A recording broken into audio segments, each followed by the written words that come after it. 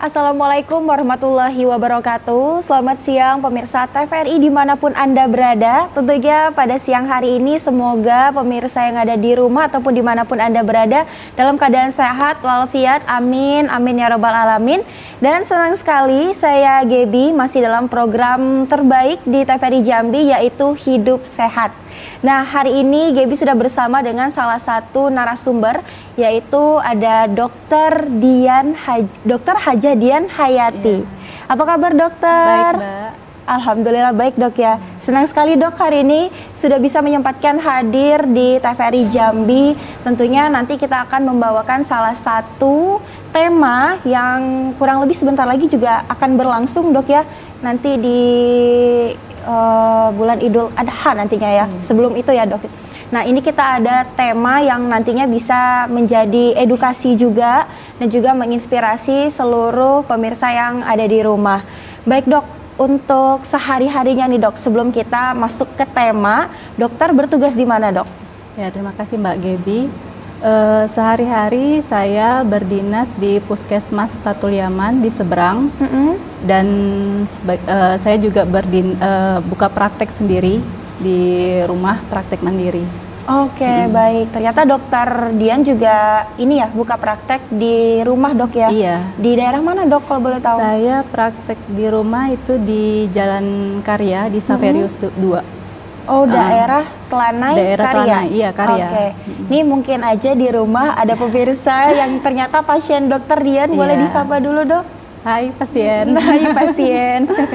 Oke, baik pemirsa, tentunya hari ini tema kita itu adalah tentang kesehatan haji, yang mana juga sebentar lagi kita akan memasuki bulan haji dok ya. Betul. Ini salah satu edukasi penting juga untuk pemirsa di rumah yang mungkin atau alhamdulillahnya tahun ini mendapat panggilan yang luar biasa untuk menjadi jamaah haji. Baik dok, kita langsung ke tema nih dok. Kita akan ngobrol banyak juga. Tadi sebelum kita live, saya juga udah ngobrol banyak dengan dokter. Ternyata dokter Hajah Dian tahun lalu itu sudah menjadi dokter kloter untuk membawa jamaah haji dari mana saja dok? Betul. Kebetulan alhamdulillah ya Mbak, saya mendapat tugas menjadi TKHI tahun 2024.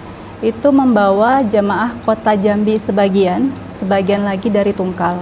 Luar biasa. Ada totalnya berapa jamaah dok? Itu kurang lebih dengan petugas itu sekitar 450.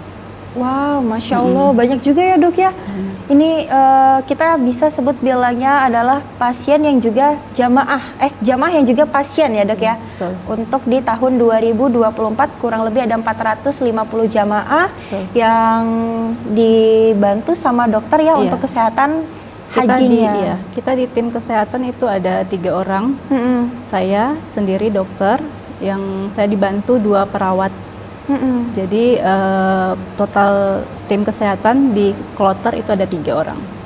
Oke, baik dokter, untuk kesehatan haji sendiri nih dok ya. Kalau untuk kesehatan haji itu apa yang harus kita persiapkan sebagai jamaah nih dok? Ya. Jadi Mbak, di kesehatan ini ada namanya manasik kesehatan haji. Jadi itu kita lakukan sebelum keberangkatan, pada saat menunaikan ibadah haji, dan setelah menunaikan ibadah haji. Jadi sifatnya itu kita pemberian informasi ke jamaah bersifat preventif, promotif, agar jamaah ini tahu apa-apa saja protokol-protokol kesehatan yang harus dilakukan nanti di Arab Saudi atau sebelum keberangkatan. Jadi sebelum keberangkatan itu banyak Mbak macamnya. Jadi kalau jamaah haji yang emang sudah ada penyakit bawaan seperti hipertensi, kencing manis atau gula, kemudian penyakit jantung atau penyakit paru-paru, itu wajib membawa obat rutin yang dia minum. Jadi jangan sampai tinggal gitu. Jadi misalnya karena kita di sana kan ada 45 hari ya. Iya dok. Nah, biasanya saya edukasi ke jamaah itu bawa obatnya sekitar 50 hari gitu. Jadi kemudian kesehatan memang harus dijaga, terutama dari segi makanan ya Mbak ya. Jadi makan makanan gizi seimbang, kemudian latihan fisik Karena kan emang ibadah haji ini berbeda sama umroh. Kalau umroh kita kan 9 sampai 11 hari. Kalau haji kan sekitar 42 hari perjalanan. 1 bulan lebih, Dok, ya. 1 bulan lebih. Jadi memang ibadah haji ini memang yang diperlukan kondisi fisik yang prima. Jadi, walaupun untuk, mohon maaf, kalau untuk jamaah sendiri kan udah usianya lumayan usia lanjut, Dok, ya. Tapi kan sebelum jamaah-jamaah diberangkatkan, kita juga ada tim kesehatan yang menilai apakah ini jamaah layak atau tidak untuk diberangkatkan. Nah, kalaupun ada penyakit-penyakit yang bawaan, penyakit yang saya sebutin tadi, ya memang obat-obatnya harus dibawa, diminum secara rutin. Oke, baik, Dok. Nah, baik pemirsa TVRI, itu tadi ada 3 ya, ada 3 yang dokter infokan ke kita. Yang pertama itu kesehatan dijaga sebelum ibadah haji, saat ibadah haji, dan setelah ibadah haji. Nah, kita ngobrolin yang sebelum ibadah haji nih, Dok. Mungkin ada kebiasaan-kebiasaan baik dan kebiasaan buruk yang harus dilakukan, dan mungkin minimalnya berapa lama sih yang dilakukan itu, Dok? Supaya terbawa ya saat hajinya gitu. Jadi minimal itu kan sebulan sebelum keberangkatan ya Mbak ya. Kita juga udah harus persiapkan, bukan dari hanya persiapan materi, tapi emang kondisi fisik memang harus dijaga. Jadi kalau bagi yang dari sudut gizinya, kalau pasien-pasien yang hipertensi atau pasien-pasien gula, makanan harus tetap dijaga gitu. Jadi kalau misalnya pasien-pasien hipertensi, kalau dari segi makanan memang asupan garam atau makanan olahan yang natriumnya cukup tinggi itu emang harus dikurangkan. Tidak boleh takarannya lebih dari 1 sendok per hari, itu untuk garam. Kalau untuk pasien gula, itu biasanya kita edukasi tidak boleh melebihi dari 4 sendok makan untuk takaran gula. Jadi memang makanan harus dijaga, perbanyak konsumsi minum air putih. Bagi yang bapak-bapak merokok, kan banyak tuh ya jemaah haji yang perokok ya. Ya itu rokok memang harus dikurangi. Saya kalau misalnya nyuruh langsung diberhentikan itu nggak mungkin, karena kan itu kebiasaan ya. Jadi paling saya edukasi untuk dikurangi, karena kan di sana nanti juga di hotelnya juga nggak boleh merokok. Kedetek asap rokok kan bunyi seringnya gitu ya. Nah, kemudian lakukan aktivitas fisik minimal 30 menit per hari. Kalau nggak bisa tiap hari, 2-4 kali dalam seminggu. 1 minggu. Ya, tapi dilebihkan jamnya 30-40 menit gitu. Nah, lakukan aktivitas fisik ini memang disesuaikan dengan kondisi tubuh sama usia. Kalau yang nenek, kakek-kakek kan nggak mungkin lari ya. Jadi kita anjurkan tuh jalan aja, karena di haji itu Mbak kita banyak jalan gitu. Nah kalau yang bagi yang muda-mudanya boleh silahkan jogging atau lari kecil gitu. Kemudian hindari stres itu yang paling penting juga, Dok, ya. Karena stres ini berhubungan dengan nanti di sana kan sudah perubahan kondisi lingkungan ya Mbak ya. Dari waktu lama menunggu haji, kalau jamaah saya yang tahun lalu itu waktu tunggunya 12 tahun. Nah kalau tahun sekarang itu sudah cukup lama lagi kan? Gitu. Lebih lama lagi tuh, Dok. Jadi mereka banyak yang cemas, nggak jadi berangkat, karena apalagi yang udah punya penyakit, jadi takutnya karena penyakit mereka nggak bisa berangkat gitu. Apa nanti kambuh nggak di Arab Saudi gitu. Kemudian keluarga yang ditinggalkan, otomatis jauh dari keluarga. Kalau yang suami istri ada pasangan mungkin agak nggak begitu cemas gitu. Karena tapi bisa mengurus satu sama lain ya biasanya ya. Tapi kalau yang sendiri, ada yang berangkat sendiri, itu kan nggak ada temennya ya. Jadi otomatis aman nggak ya di sini gitu. Nanti kalau gimana pasti pikirannya seperti itu. Tambah lagi nanti ketemu sama orang-orang baru, karakter baru, sekamar kan baru-baru kan, satu kamar tuh kan ada 4, ada 5. Nah otomatis kan karakternya berbeda. Nah itu yang menimbulkan kadang jamaah ini stres gitu. Kemudian yaitu faktor cuaca di sana, karena di sana kan cuaca di Arab Saudi sama di Indonesia berbeda ya Mbak ya. Di sana cukup panas, kelembapan udaranya tidak ada, kering, beda sama kita. Kita walaupun panas, tapi kelembapan udara ada gitu. Jadi itu yang membuat sebagian faktor-faktor jamaah sebelum berangkat yang ditakutkan. Oke, Dok, ada juga nggak Dok, ini kan berdasarkan pengalaman Dokter Dian di tahun lalu yang ikut juga berangkat haji nih Dok. Mungkin ada kebiasaan-kebiasaan buruk yang dilakukan sama pasien sebelum berangkat haji dan ternyata dilakukan kembali nih saat melakukan ibadah haji dan ternyata itu yang membuat fisik jamaah tersebut menurun. Itu biasanya kebiasaan seperti apa Dok? Ya. Rata-rata kalau yang saya temui itu jamaah saya yang perokok ya Mbak ya. Oh, itu biasanya bapak-bapak berarti Dok? Bapak, ya. Karena kan mereka merokok, di sini kan emang nggak terkontrol mungkin ya. Nanti di sana juga ada yang merokok gitu. Nah, kemudian minum sih Mbak yang kurang.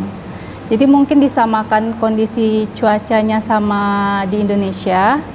Jadi kebawa di sana, jadi nggak minum. Minum itu paling males.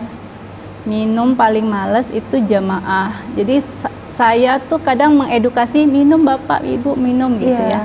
Karena supaya tidak terjadi dehidrasi tadi gitu.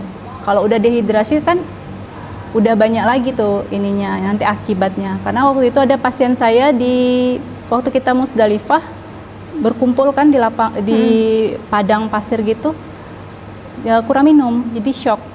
Nah, kita tim kesehatan langsung cepat supaya nggak ini kan.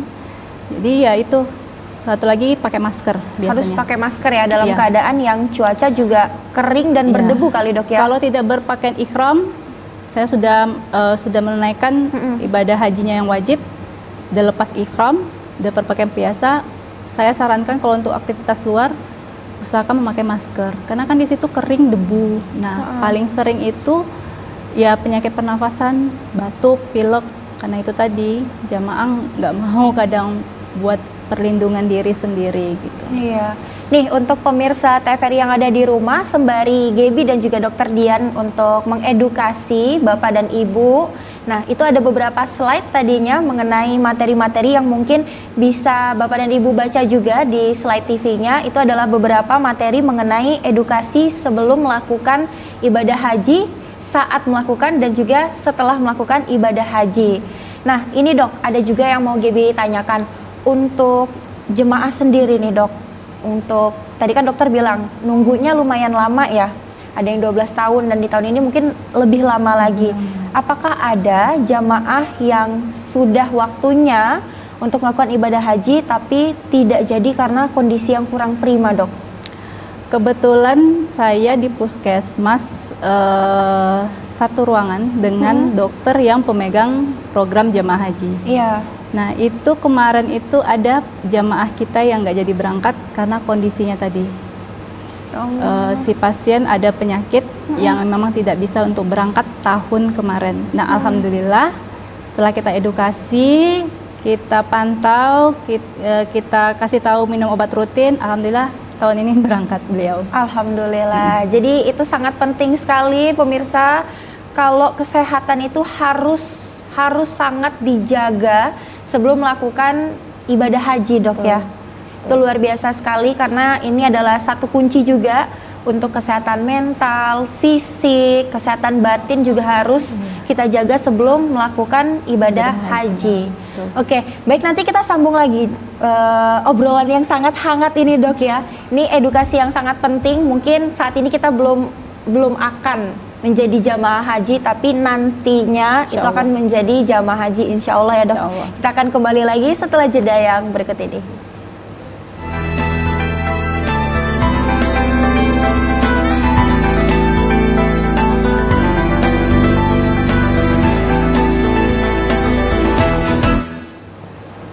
Baik pemirsa TVRI dimanapun Anda berada, kita masih di Hidup Sehat. Kalau tadi obrolannya mengenai seputar kesehatan sebelum melakukan ibadah haji. Nah di segmen ini kita akan membahas tentang kesehatan yang harus dilakukan saat melaksanakan ibadah haji. Karena ini adalah salah satu kunci yang sangat penting juga karena kita melakukan kegiatan yang cukup banyak menguras fisik dan juga tenaga yang nantinya kita akan ngebahas dengan dokter sesuai ada PPT-nya juga dok ya nanti ya, bisa sambil dilihat dan juga dibaca-baca untuk pemirsa TVRI.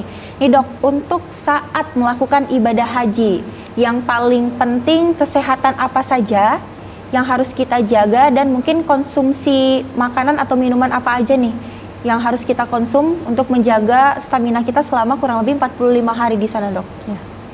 Jadi sebelum kita berangkat haji, otomatis yang harus kita persiapkan itu emang keadaan fisik ya Mbak ya.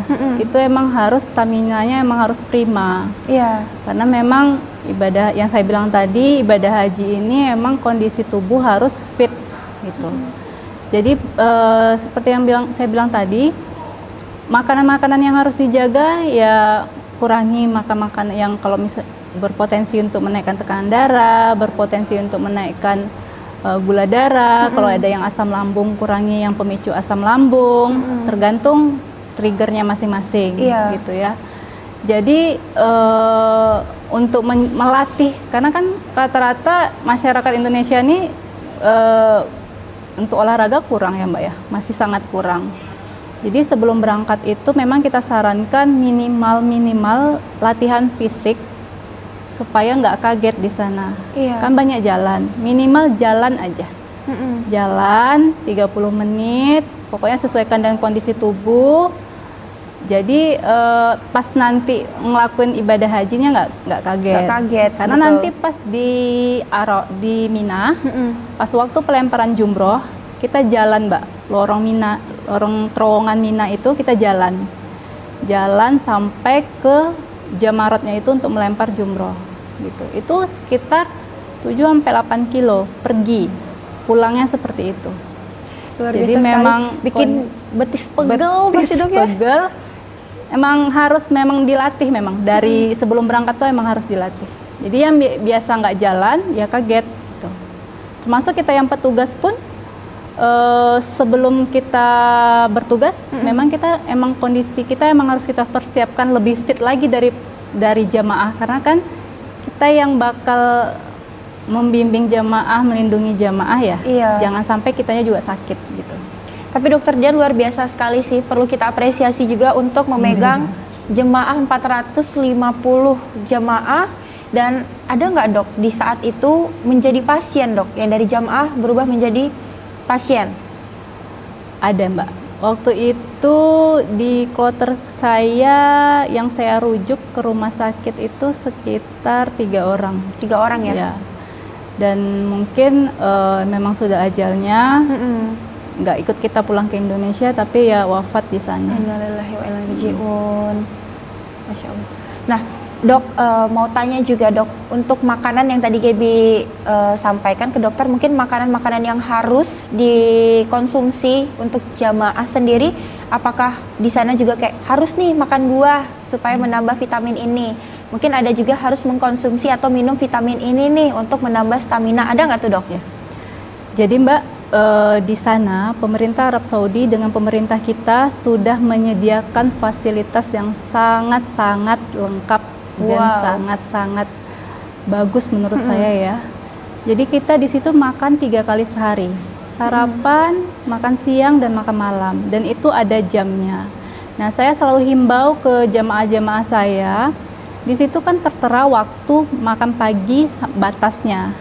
Nah lebih dari itu kalau jamaah belum makan jangan dikonsumsi, takutnya basi, nanti timbul lagi penyakit baru, gitu ya. Nah kemudian kita di situ juga dikasih buah, susu, kurma, cukup lengkap gitu. Jadi kadang kalau jamaah yang nggak mau makan, ya memang kan kadang makan yang kita di Jambi sama di sana kan berbeda ya Mbak ya. Beda. Ada jamaah saya yang waktu itu saya share pengalaman yang minta pindang. Minta pindang di Arab Saudi. Minta pindang. Udah kepunan benar lidahnya itu ya. Tapi saya selalu edukasi, saya berusaha supaya jamaah saya ini harus makan. Kalau nggak makan di mana energinya, gitu kan.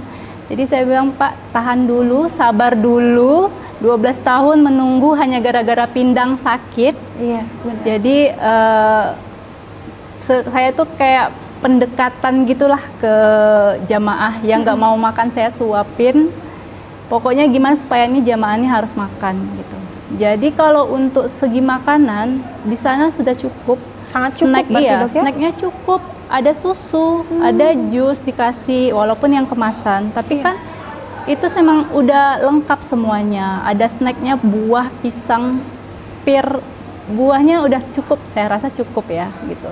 Jadi tergantung jamaahnya aja lagi gitu, mau atau enggak gitu. Oke, Dok. Nah, kalau untuk vitamin sendiri, Dok, masing-masing jamaah itu harus menyiapkan vitamin apa saja? Mungkin vitamin yang mengandung ada vitamin A, C gitu-gitu, Dok. Nah, kalau waktu itu saya waktu manasik haji kesehatan, saya selalu edukasi ke jamaah, bawalah vitamin, bebas vitamin apa aja, bisa dibeli di pasaran. Kalaupun habis, kita tenaga kesehatan nanti bakal kasih. Oh. Jadi nanti saya follow up jamaah-jamaah saya, misalnya habis, Dok, ininya obatnya gitu, saya nanti kasih keliling ke kamar ke jemaah, atau jemaahnya nanti disuruh ke klinik kita ada klinik di hotel itu, kita ada klinik di bawah. Ada bangun klinik gitu ya, Dok, ya? Ada dibuat klinik dadakan gitu. Nanti kita persilakan datang ke klinik, nanti kita kasih vitamin. Sebenarnya cukup, Mbak, dari kesehatan juga cukup. Kita juga dapat obat-obatan dari Kemenkes, kita juga menyediakan obat-obatan. Kemudian semuanya, kalau misalnya ada yang nggak bisa kita tangani kloter, kita juga bakal konsultasi ke spesialisnya di rumah sakitnya. Sebenarnya cukup, jadi tergantung jamaahnya aja lagi. Oke, benar. Nah, sesuai tema kita sendiri itu adalah kesehatan haji, Dok, ya. Jadi sebetulnya pemerintah Indonesia sendiri pun juga menyediakan dokter-dokter dan juga perawat untuk mempermudah jamaah di sana ya, untuk di bagian kesehatannya, tapi juga harus dijaga dari diri sendiri masing-masing, iya, Dok, ya. Iya. Ada nggak, Dok, case-case tersendiri yang kira-kira nih, banyak kan memang yang usianya sudah lumayan lanjut, terus punya penyakit bawaan, tapi nyampe di sana ada timbul penyakit baru. Itu ada nggak, Dok?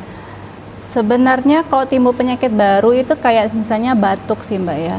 Apalagi kemarin itu pasien saya, dia jantung dan plus batuk, karena ya itu tadi tidak dijaga kondisi tubuh, kemudian udaranya kering, kemudian keluar nggak pakai masker, timbullah penyakit. Rata-rata penyakit yang dialami jamaah itu batuk, karena kondisi cuaca di sana. Gitu.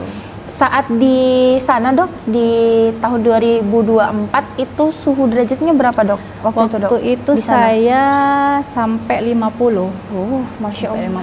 50 derajat. Kita di Jambi aja, Dok, ya. 30, 32 itu udah kepanasan banget tuh ya. Apalagi di sana 50 derajat. Jadi memang harus diperhatikan sendiri dari diri masing-masing jemaah yang akan berangkat nantinya di 2025 ini ya, Dok, ya. Untuk kesehatannya harus dijaga fisik dan mentalnya dari sebelum melaksanakan ibadah dan saat melaksanakan ibadah, Dok, ya. Betul. Untuk penyakit sendiri yang paling dijumpai itu adalah batuk saat itu, Dok. Batuk. Kalau misalnya yang didapat di sana, batuk dan pilek. Batuk dan pilek. Tapi kalau penyakit tertinggi yang rata-rata jamaah bawa, itu hipertensi, gula, penyakit jantung, sama PPOK, penyakit paru, rata-rata yang disebabkan oleh rokok. Rokok itu rata-rata mungkin untuk jamaah yang laki-laki ya, kurang lebih persentase lebih tinggi. Ada juga pasien saya, jamaah saya satu kloter itu ada PPOK, itu karena kebiasaan hidupnya sih, pakai obat bakar nyamuk, masa masih pakai tungku, jadi asapnya itu. Oke, ini untuk pemirsa di rumah yang mungkin atau yang alhamdulillahnya tahun ini menjadi panggilan Allah sebagai jamaah haji yang ingin bertanya langsung kepada Dokter Dian, yang kebetulan alhamdulillah dokter ini juga sudah menjadi dokter haji, Dok, ya, di tahun kemarin 2024. Kalau mau tanya-tanya, mau telepon, nanti ada nomor telepon yang tertera di bawah. Monggo silahkan, mumpung dokternya ada. Atau kalau mau cari dokternya di Puskesmas Olak Kemang ya, atau di rumah juga bisa. Tatul Yaman. Tatul Yaman. Oke, Dok, Gaby juga mau tanya nih, Dok. Kalau untuk kesehatan haji sendiri saat melaksanakan ibadah haji, ada nggak tuh, Dok, yang kesehatannya menurun, jadi jamaahnya harus menggunakan kursi roda, atau mungkin memang sudah nggak sanggup lagi duduk, harus berbaring gitu, ada nggak, Dok? Ada, kebetulan itu di jamaah saya, kloter saya. Jadi kebetulan ibu ini memang ada gula, tapi nggak kekontrol. Oke. Dan timbul ada luka di kakinya. Gulanya gula diabetes basah. Kalau di kita kedokteran tuh nggak ada ya Mbak diabetes basah atau kering. Nggak ada Dok ya. Yang adanya terkontrol dan tidak terkontrol. Jadi kebetulan ibu ini tidak terkontrol. Waktu itu saya curiganya kenapa ibu ini luka kok makin melebar lukanya dan lama sembuhnya. Jadi saya inisiatif untuk lakukan pemeriksaan gula. Kebetulan kita kan tim nakes juga bawa alat ya Mbak ya. Kemana-mana di kantong petugas kita itu ada alat. Walaupun dokter lagi juga melakukan ibadah dok, tetap bawa juga ya? Saya bawa alat dan nanti kita ada tas kita tuh biasanya ada alat di dalamnya. Jadi yang kira-kira alat yang gampang dibawa gitu. Jadi saya lakukan pemeriksaan gula, ternyata gula ibunya tinggi. Saya terapi, jadi saya terapinya 2. Terapi gula saya lakukan, terapi si kakinya saya lakukan. Dan itu karena ibunya sakit, nyeri, saya selalu lakukan perawatan luka. Perawatan luka takutnya nanti makin melebar gitu ya. Jadi saya lakukan perawatan luka. Nah memang beberapa kali ibunya melakukan ibadah pakai kursi roda jadinya karena susah jalan gitu. Tapi alhamdulillahnya sembuh dan bisa pulang bareng kita. Sembuh di saat juga masih dalam ini ibadah haji? Iya. Luar biasa. Alhamdulillahnya karena waktu itu saya mau ngejarkan pas puncak haji. Saya takut nggak ke handle Mbak, karena kan itu kan puncak haji itu kita ke Arafah dulu, habis itu ke Musdalifah, baru ke Mina. Jadi di Arafah itu kan kita di tenda ya. Saya harus gantian sama perawat saya. Kebetulan perawat saya itu laki-laki dan perempuan. Nah yang laki-laki perawat laki-laki ngehandle jamaah laki-laki, yang jamaah perempuan sama yang campur, ada satu tenda campur, itu saya gantian sama perawat saya yang perempuan. Saya takut nggak kehandle, makanya di saat sebelum puncak haji saya harus target saya kaki ibunya harus sembuh gitu dok ya. Minimal tidak basah lukanya, minimal sudah kering gitu. Jadi kita terapi cepat, alhamdulillah dia bisa ngelakuin. Masya Allah, itu mukjizat juga dok ya, karena biasanya kan lama ya sembuhnya ya. Lukanya kering tuh lama dok ya. Kalau di sana saya cuma berdoa sekenceng-kencengnya biar ya itu tadi Mbak, jamaah saya sehat gitu. Masya Allah, itu berdoa langsung di pusatnya dok ya? Pusatnya. Oke dok, dalam kondisi yang sangat hektik dok ya waktu itu dok, berapa banyak yang pasien, yang jamaah menjadi pasien dokter kalau yang dirujuk ke rumah sakit dok? Kalau tadi kan mohon maaf ternyata ada yang meninggal dunia dok ya, ada betul. 3. Tapi kalau yang untuk dirujuk ke rumah sakit ada juga nggak dok? Ada yang dirujuk, salah satunya yang dirujuk itu yang pasien yang meninggal itu, dan ada yang dirujuk alhamdulillah sembuh dan pulang bareng kita. Itu kita ngerujuknya memang ke rumah sakit Arab ya Mbak langsung, karena pas di terapi sama dokter spesialis dari Indonesia nggak ada perbaikan, harus butuh penanganan rawat inap. Jadi saya telepon, di situ ada sektor namanya, di atasnya kita kloter, di atasnya lagi sektor, kita koordinasi sama sektor untuk bawa pasiennya dirujuk. Jadi tiba di rumah sakit Arab Saudi, kita konsultasi sama dokter Arab Saudi, dan jemaah harus tinggal, mau ndak mau kita harus tinggal, dan saya tidak bisa. Makanya yang saya edukasi ke jamaah, jangan sampai dirawat, karena saya tidak akan bisa menemani. Tapi untuk melihat mungkin, tapi saya tidak bisa menjanjikan, karena ada jemaah-jemaah lain di hotel yang harus saya perhatikan lagi gitu.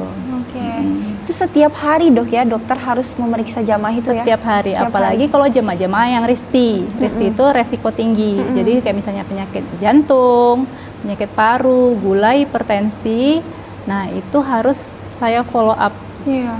Kalau gulanya juga saya harus tahu gula hari ini berapa gitu. Kalau misalnya nggak turun kan saya harus ubah terapi atau saya konsul ke spesialis. Luar biasa sekali dokter.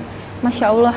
Nih dokter, tadi juga dokter menyampaikan kalau untuk menjadi jamaah itu harus rajin-rajin minum ya, minum air putih. Nah saat melaksanakan ibadah haji, itu boleh dikasih anjuran dok kepada pemirsa juga di rumah, dalam satu hari itu saat melakukan ibadah haji harus minum berapa liter gitu. Kalau kurang dari situ nanti akibatnya apa gitu dok? Ya, minimal minum yang dianjurkan sehari itu 5-6 botol. sekitar kurang lebih 600 ml itu minimal. Jadi bisa maksimal. Iya. Jadi minimal 600, tidak boleh kurang dari 600 ml. Nah, biasanya kita tim kesehatan kalau udah rangkaian haji, kita anjurkan minum Oralit. Oralit. Tambah Oralit, Mbak. Karena untuk nambahin cairan tubuh kan. Siap. Jadi kita barengin sama Oralit. Oke, Dok, nanti kita sambung lagi, Dok. Boleh. Karena kita akan jeda iklan terlebih dahulu.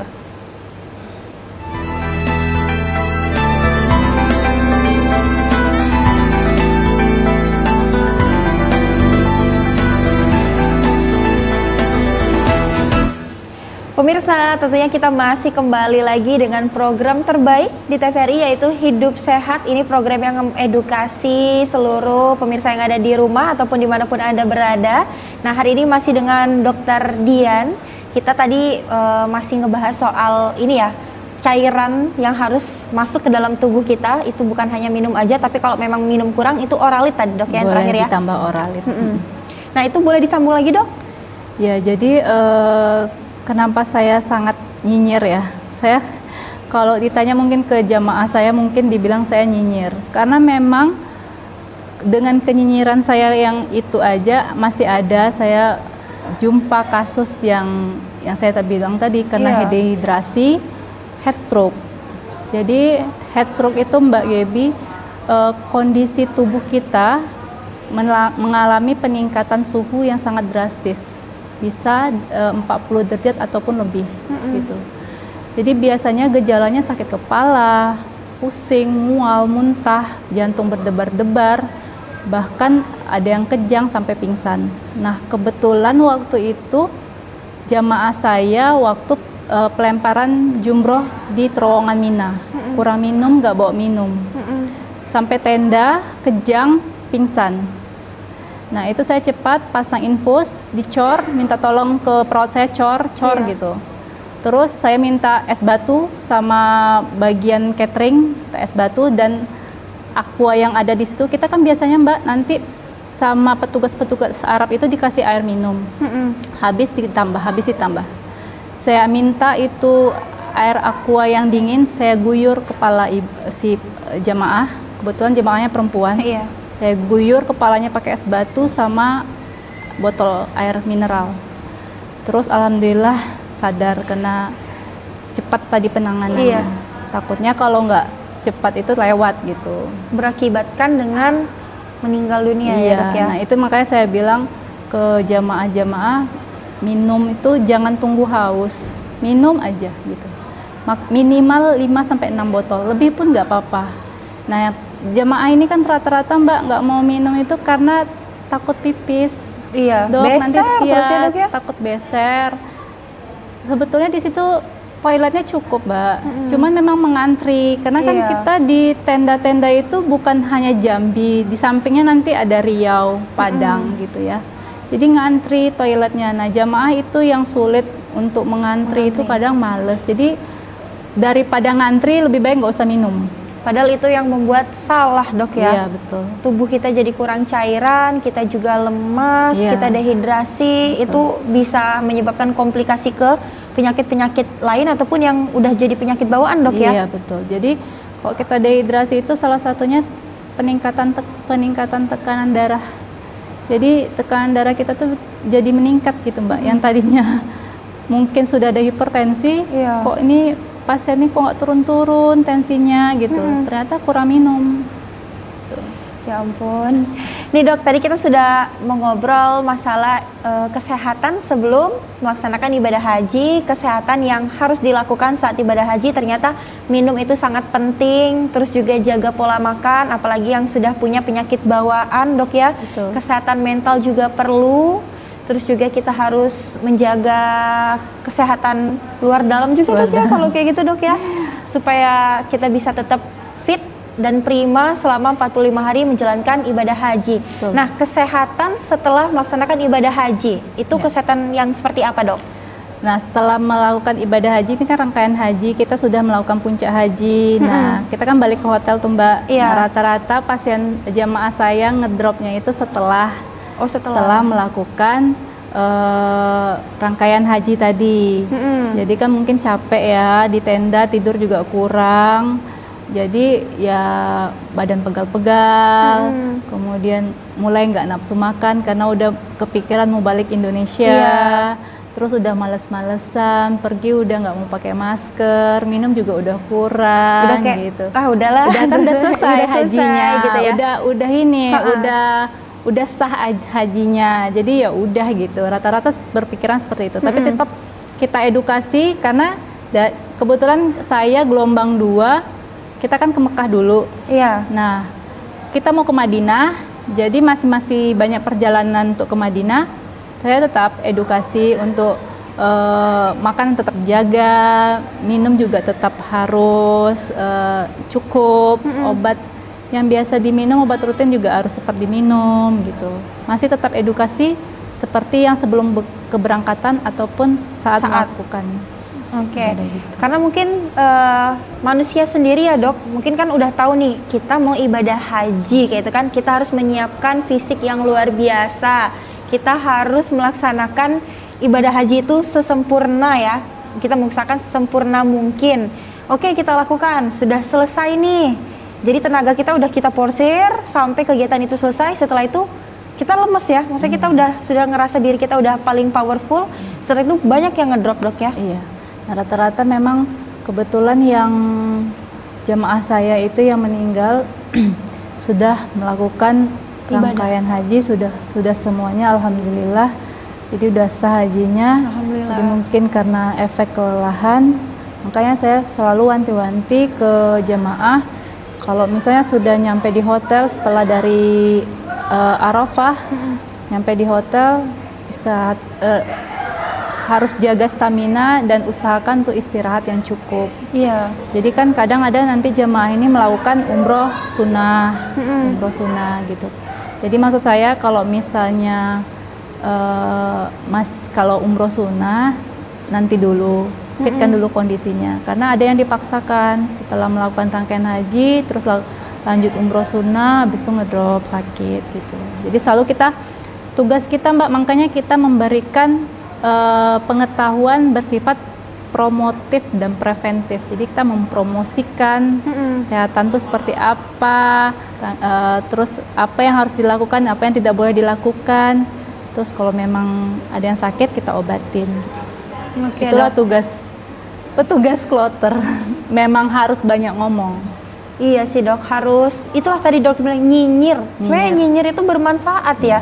Nyinyirnya itu memang nyinyir bermanfaat yang memang membuat jemaah haji itu sendiri kan tanggung jawab dokter kan lumayan 450 jemaah dok ya. Betul. Oke, baik pemirsa di rumah, kita jeda terlebih dahulu. Kita masih di Hidup Sehat, nanti kita akan balik lagi dengan Dokter Dian.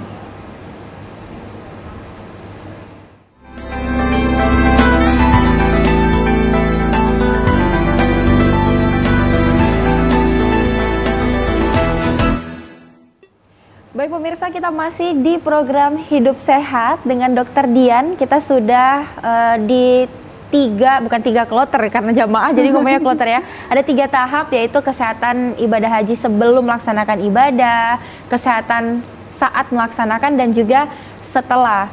Ternyata kurang lebih hampir sama saja, tapi mungkin treatment yang untuk saat melakukan ibadah haji itu minum yang harus lebih ekstra dok ya. Betul. Nah sama mungkin obat-obatan yang biasanya sering dikonsumsi sama jemaah itu harus kita tetap konsumsi gitu dok ya. Iya betul. Oke, mungkin untuk sisa-sisa treatment dari pasien sendiri tadi tuh dok. Nah itu yang paling berarti yang harus dijaga, yang harus dilakukan atau treatmentnya harus tetap kita lakukan dari setiap rangkaian itu apa aja nih dok kesimpulannya? Ya itu tadi ya Mbak ya, dari pola hidup sehat tadi. Lakukan makanan yang bergizi, seimbang, perbanyak konsumsi air putih, kemudian jangan minum yang bersoda-soda, atau di situ kan nanti disediain teh, kopi gitu ya. Bagi yang punya penyakit mah itu dikurangi, kalau bisa dihindari, agar tidak pemicu asam lambung. Kemudian istirahat yang cukup. Kalau misalnya dirasa sudah melakukan, memang kan kita lama ya Mbak nunggunya. Saya juga tidak bisa melarang sepenuhnya jemaah untuk Pak Ibu jangan sering-sering ke Masjidil Haram gitu. Cuaca panas gitu, saya nggak bisa melarang karena mereka sudah menunggu dengan waktu yang lama. Beda sama saya instan soalnya. Itu rezeki Dok ya, alhamdulillahnya. Jadi saya selalu mengingatkan kalau misal sudah rasa-rasa tubuh, kita kan tahu ya Mbak ya, tubuh kita nih kita sendiri yang merasakan. Kalau udah rasa-rasa capek jangan dipaksa gitu. Banyak istirahat. Kalau emang udah waktunya tidur, tidur. Nah memang kan karena kita perubahan waktu, zona waktu di sana, seminggu itu pasien masih jemaah masih jet lag. Iya juga ya Dok ya, karena kan jet lag. Timer waktunya beda ya. Karena kita lebih cepat kita ya. 4 jam. Okay. Jadi masih jet lag. Jadi kan ada yang nggak bisa tidur atau belum terbiasa gitu. Nah setelah itu kan kembali normal lagi. Nah selalu kita edukasi kalau emang harus waktunya tidur, tidur. Karena nanti paginya ada lagi rangkaian ibadah gitu. Jadi emang kondisi fisik itu dijaga bukan hanya waktu berangkat saja, di sana dan setelah melakukan rangkaian haji pun harus dijaga. Oke, setelah ini kita berbicara soal pengalaman dokter sendiri. Setelah melaksanakan menjadi dokter kloter saat ibadah haji itu Dok, ada nggak yang tadinya menjadi pasien, terus sekarang menjadi kayak keluarga Dok, karena saking dekatnya dan akrab sekali dokter ini selalu treatment ke jamaah ini, karena tadi mungkin sakit Dok gitu ya. Ada nggak Dok? Ada Mbak, jadi alhamdulillah saya masih berkomunikasi dengan jamaah saya yang kota. Kemudian ada yang dari Tungkal masih sering WA saya, masih ngobrol-ngobrol. Kalau misalnya yang di Tungkal saya mau maksudnya mempersilahkan kalau datang ke Tungkal mampir gitu ya.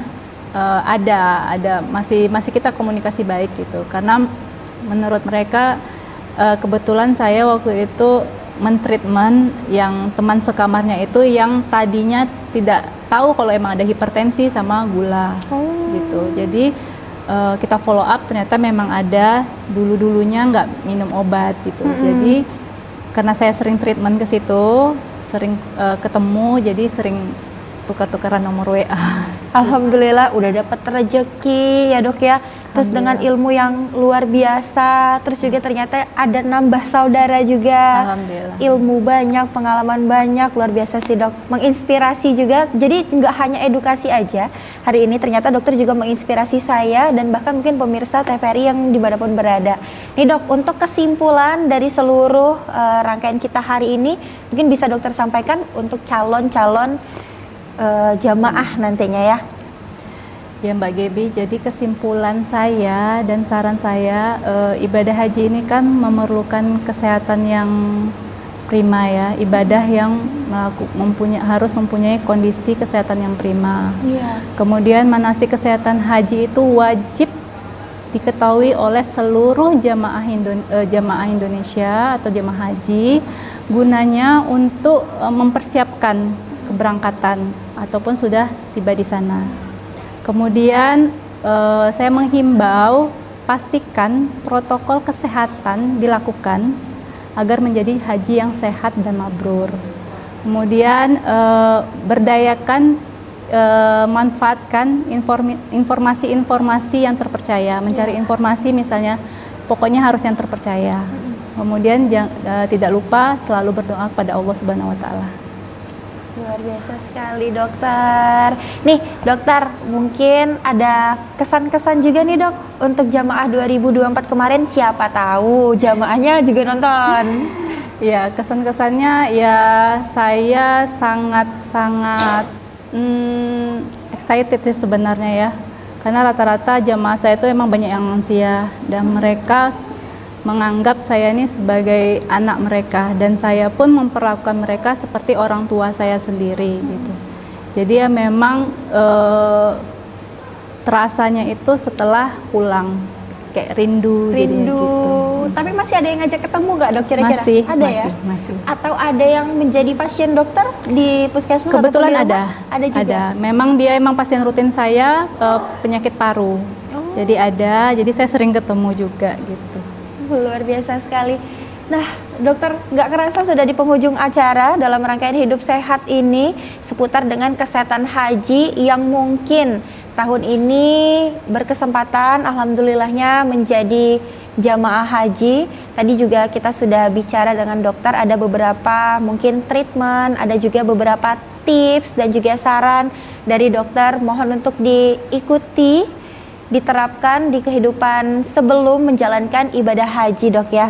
Luar biasa sekali. Gaby mau ucapin terima kasih banyak untuk Dokter Dian yang sudah menyempatkan waktunya hari ini hadir di TVRI Jambi. Kita udah ngobrol banyak dari di depan, pindah lagi ke tengah. Nanti kita ke sana ngobrol lagi, Dok ya. Baik, pemirsa TVRI dimanapun Anda berada, kita akan ketemu lagi dengan program Hidup Sehat di episode selanjutnya.